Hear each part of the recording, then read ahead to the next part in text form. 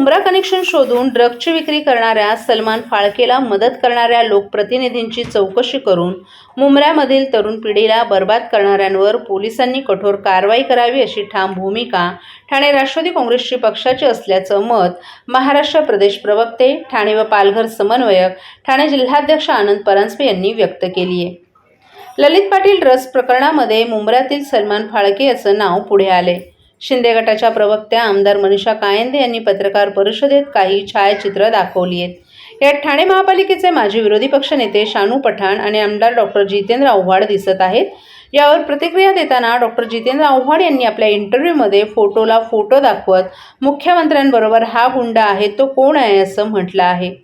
खरं तर डॉक्टर जितेंद्र आव्हाड यांनी अशी भूमिका मांडायला हवी होती की कोणताही राजकीय व्यक्ती या ड्रग्ज प्रकरणात गुंतली असेल तरी त्याचा मुलाहिजा न ठेवता सलमान फाळकेला कुठलाही राजाश्रय मिळत असल्याचा पुरावा असेल तर पोलिसांनी कारवाई करावी. आपल्याला चांगलं आठवतं की ड्रग्जच्या विरोधात डॉक्टर जितेंद्र आव्हाड यांनी विधानसभेत लक्षवेधी मांडली होती, भाषणही केलं होतं की मुंब्र्यामध्ये राजरोसपणे ड्रग्जची कशी विक्री केली जाते, काय किलो भावाने ते विकले जातात, अशाही डॉक्टर जितेंद्र आव्हाड यांची भूमिका होती. असायला हवी होती की पोलिसांनी या ड्रग्ज प्रकरणाची निपक्ष चौकशी करावी, ड्रग्ज विकणाऱ्यांवर कठोर कारवाई करावी. पोलिसांनी कोणताही राजकीय व्यक्ती यात गुंतली असेल, कोणताही मुलाहिजा न ठेवता पुरावा असेल, सलमान फाळकेला कुठलाही राजाश्रय मिळत असेल तर कारवाई करावी, अशा प्रकारची भूमिका डॉक्टर जितेंद्र आव्हाड घेतील असं वाटलं होतं. परंतु फोटोला फोटो दाखवून या ड्रग्ज विरोधीच्या लढाईत डॉक्टर जितेंद्र आव्हाड कितपत गंभीर आहेत हा प्रश्न आपल्यासमोर उपस्थित झाल्याचं आनंद परांजपे यांनी म्हटलं आहे. या ड्रग्सच्या विरुद्ध डॉक्टर जितेंद्र आव्हाड यांनी विधानसभेमध्ये लक्षवेधी मांडली होती, भाषण केलं होतं की ड्रग्स मुंब्र्यामध्ये राजरोसपणे कसे विकले जातात, काय रेटनी विकले जातात. आज मला खरं तर आश्चर्य वाटलं. त्यांची भूमिका ही असायला हवी होती की पोलिसांनी याची निष्पक्षपणे चौकशी करा, ड्रग्ज विकणाऱ्यांवर कठोर कारवाई करावी, अशा प्रकारची भूमिका डॉक्टर जितेंद्र आव्हाड घेतील असं वाटलं होतं. पण फोटोला फोटो दाखवून ते कितपत ह्या ड्रग्सच्या लढाईमध्ये सिरियस आहेत हा प्रश्न माझ्या मनामध्ये आज उपस्थित झालेला आहे. कॅरेक्टर सर्टिफिकेट विचारत राहू का असं देखील त्यांचं म्हणणं आहे. मात्र याचा जर ललित पाटील असेल कोणी असेल त्यांच्याकडे कारवाई करा, पोलीस कुठंतरी दबाव राहतो असं देखील पोलिसांनी कडक कारवाई केली पाहिजे. जर मी जसं सुरुवातीलाच म्हणालो की ललित पाटील यांनी नाशिक इथे जी ड्रग्सची फॅक्टरी सेट केली होती तिथलं ड्रग्ज जर मुंब्र्यामध्ये आलं असेल, त्याची विक्री झाली असेल आणि तशा प्रकारचा एव्हिडन्स जर पोलिसांकडे असेल, सलमान फाळकेला अरेस्ट केल्यानंतर तर पोलिसांनी कठोर कारवाई केली पाहिजे. आणि डॉक्टर जितेंद्र आव्हाड यांची भूमिका आश्चर्यकारक होती. ड्रग्सच्या विरुद्ध कायम जे भांडत आले, बाजू मांडत आले त्या विधानसभेमध्ये, आज त्यांचे फोटो त्या सलमान फाळकेबरोबर आल्यानंतर मुख्यमंत्र्यांचे फोटो त्यांनी दाखवले. खरं तर त्यांनी ही भूमिका घ्यायला पाहिजे होती की पोलिसांनी कठोर कारवाई करावी.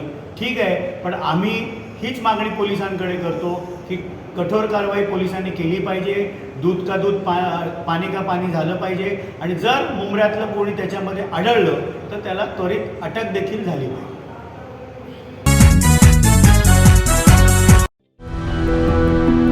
मैं घर घर जाके काम करती हूँ. मेरे हस्बैंड ऐसी बेलदारी मजदूरी करते हैं. पहले मैं टीके लगवाती थी, फिर ऐसा हुआ कि हम लोग काम करते थे, हमारा काम डाउन होने लगा. फिर हम गांव चले गए. फिर गांव से आए तो हम दोनों काम में बिजी हो गए. एनम दीदी हमारे एक दिन घर आई, उन्होंने कहा कि मुझे कार्ड दिखाओ. फिर उन्होंने देखा उसमें कुछ टीके छूटे पड़े. आस पड़ोस में जितने भी बच्चे हैं उनके घर पर गए, उनकी मम्मी पापा से बोले जो जो बच्चे छूट गए हों वो बच्चे अपना टीका लगवा लें. अब हम लोग सारी लेडीज़ मिलकर बच्चों का टीका लगवा के आए. हम तो भूल गए थे कि हमारी बच्ची का टीका नहीं लगा, लेकिन सरकार नहीं भूली, हमारे दरवाजे पर आए और टीका लगाए. मिशन इंद्रधनुष.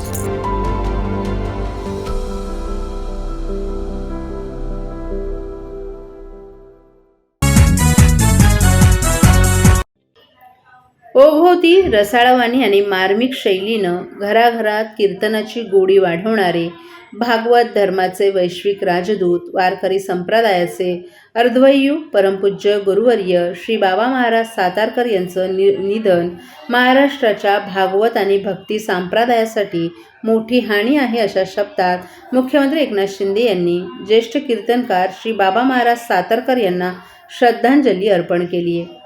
शोकसंदेशात मुख्यमंत्री एकनाथ शिंदे यांनी बाबा महाराजांची रसाळवाणी, निरूपणाची आगळीवेगळी शैली कर्णमधुर होती. त्यांनी कीर्तन, निरूपण आणि भजन सातासमुद्रापार पोहोचवलं. बाबा महाराज यांचं हे योगदान सदैव स्मरणात राहील. त्यांच्या निधनामुळे या संप्रदायातील अधिकारवाणीनं मार्गदर्शन करणारा आधारवड अशा स्वरूपाचा विठ्ठल भक्त चिरशांत झाला असल्याचं नमूद करून मुख्यमंत्र्यांनी श्री बाबा महाराज सातारकर यांना भावपूर्ण श्रद्धांजली अर्पण केली आहे.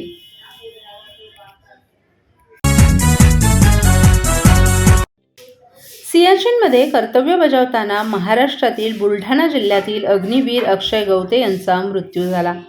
अक्षय यांच्या मृत्यूबद्दल हळहळ व्यक्त करतानाच त्यांच्या कुटुंबियांना राज्य शासनातर्फे 10 लाख रुपयांची मदत जाहीर केल्याची घोषणा मुख्यमंत्री एकनाथ शिंदे यांनी केली आहे. जवान अक्षय गवते हे बुलढाणा जिल्ह्यातील पिंपळगाव सराई येथील राहणारे होते. महाराष्ट्राच्या पहिल्या अग्निवीराला वीरमरण आल्यानं हळहळ व्यक्त करण्यात येत आहे. अक्षयच्या निधनाबद्दल त्यांच्या कुटुंबियांप्रती मुख्यमंत्र्यांनी सहवेदना व्यक्त केली आहे.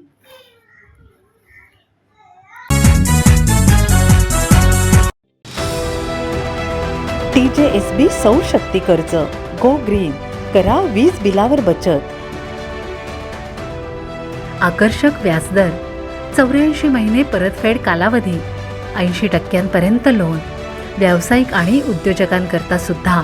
अधिक माहितीसाठी तुमच्या जवळच्या शाखेला भेट द्या किंवा संपर्क साधा. 1800-223-466 आणि 1800-266-3466.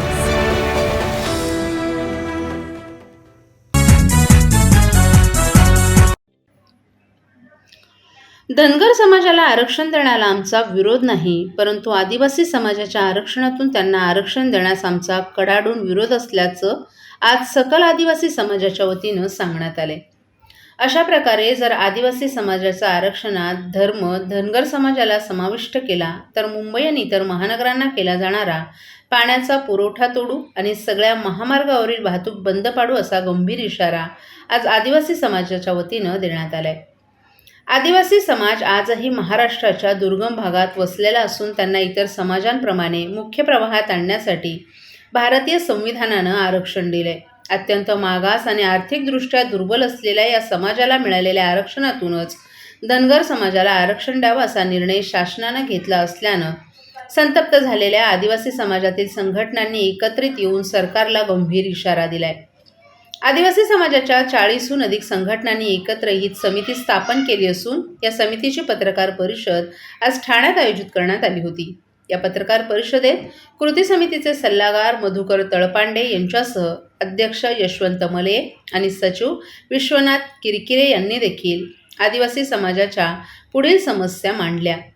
धनगर समाजाला आरक्षण देण्याला आदिवासी समाजाचा विरोध नसला तरी आदिवासी समाजाला दिलेल्या आरक्षणातून धनगर समाजाला आरक्षण द्यावं याला मात्र आपला कडकडून विरोध असल्याचं आदिवासी नेत्यांनी स्पष्ट केले. नामसाधर्म्याचा फायदा घेऊन इतर अनेकांनी खोटी जात प्रमाणपत्र बनवून आदिवासी समाजाचं आरक्षण लाटल्याचा गंभीर आरोप संयुक्त आदिवासी आरक्षण हक्क कृती समितीचे सल्लागार मधुकर तळपांडे यांनी केलाय. आत्तापर्यंत असे चुकीचं प्रमाणपत्र बनवून लाखो लोकांनी आदिवासींचं आरक्षण लाटलं असून त्यांना बाहेर काढत मूळ आदिवासी युवकांना त्यांचा रोजगार द्यावा अशी मागणी देखील त्यांनी केली आहे. आदिवासी समाजासाठी सरकारतर्फे जाहीर केलेल्या निधी इतरत्र वळवला जातो याचा निषेध करत त्यांनी मंजूर झालेल्या सर्वचा सर्व निधी आदिवासी समाजाच्या विकासासाठी वापरला जावा अशी मागणी केली आहे. या प्रमुख मागण्यांसह इतरही अनेक मागण्या आदिवासी आरक्षण हक्क कृती समितीच्या तर्फे देण्यात आलेल्या निवेदनात नमूद करण्यात आल्यात. आमच्या मागण्यांची गंभीर दखल घेत शासनानं यावर त्वरित उपाययोजना न केल्यास मुंबई ठाण्यासह इतर महानगरांना आदिवासी भागात असलेल्या धरणातून होणारा पाणी पुरवठा 24 तासांसाठी पूर्णतः बंद करण्याचा गंभीर इशारा त्यांनी दिलाय. यासोबतच आदिवासी भागातून जाणारे महामार्ग रोखून वाहतुकीचा चक्काजाम करण्याचा निर्धारही त्यांनी बोलून दाखवलाय.